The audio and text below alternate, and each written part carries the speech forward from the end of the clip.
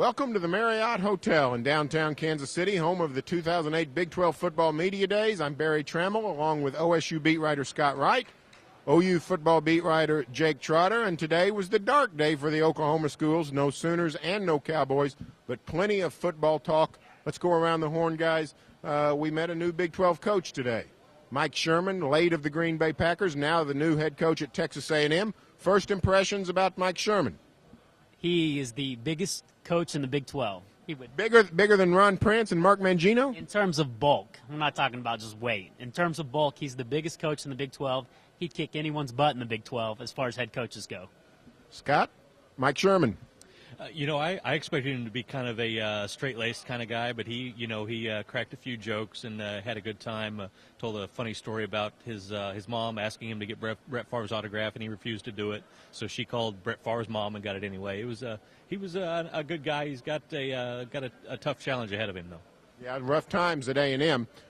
Texas Tech was here. Mike Leach, always entertaining. Unfortunately, he didn't bring either of his two superstars, Michael Crabtree, the great wide receiver, or quarterback Graham Harrell. What do you make of Mike Leach not bringing his two big guns? He's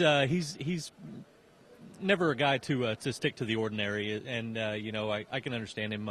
He wants to focus the attention on some guys that aren't going to get all the attention every week the way that Harrell and Crabtree will. So it's an understandable philosophy, wanting to enforce the team concept. Brought two defensive players out of the three Red Raiders. They becoming a defensive juggernaut in Lubbock, Jake? I don't think so, but if they're competent defensively, they're going to contend, I think, in the South. They get Texas at home. That's going to be a big game for them, and that could set up the OU showdown. But he had an alternative for people wanting to interview Crabtree and Harrell. You got to fly to Love Field in Dallas and then drive out to Lubbock, and they got good steakhouses. And he said if anyone wants to do that, they can interview both players. So that was his compromise. Another new Big 12 coach, Bo Pelini, well known in Oklahoma, spent a year on Bob Stoops' staff. Now the new head coach at Nebraska. Jake, you're writing about Bo Pelini in Nebraska. Your thoughts on Bo Pelini's first media days? Well, I think he did well. I mean, his big thing is defense. They were 114th in the nation in scoring defense last year.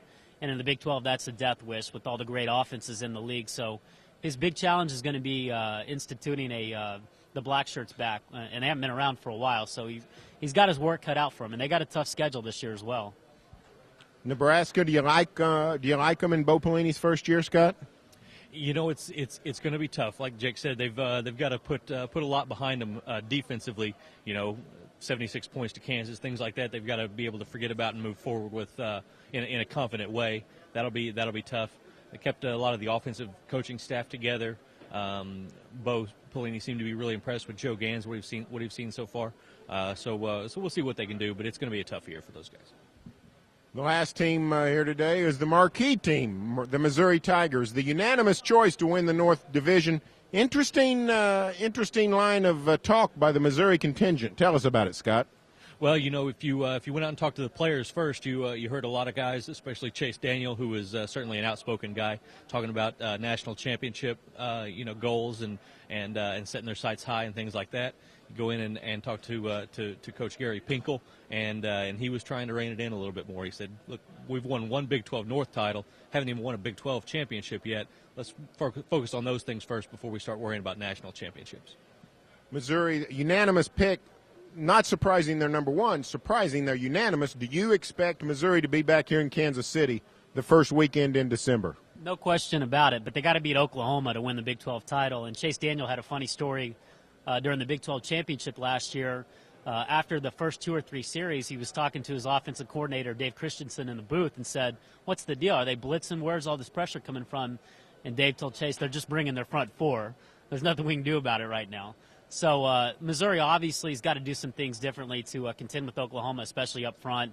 And the defensive line for the Sooners is only going to be better this year, in my opinion. So that's going to be an interesting game if it gets that far. But as far as the North, I think Kansas has some good parts, but they also lost a lot of key people from last year's team. Nebraska's rebuilding. Colorado's up and coming, but they're nowhere near there yet. And Iowa State has a long ways to go. So, I think if Missouri can just avoid the upset bug, they're clearly the team to beat in the North, and I expect them to be back here in December. All right, good stuff, guys. Pick up the Oklahoman in the morning for full coverage of Big 12 Media Days. Check back on News OK tomorrow. We'll have another roundtable. The Oklahoma State Cowboys will be in town.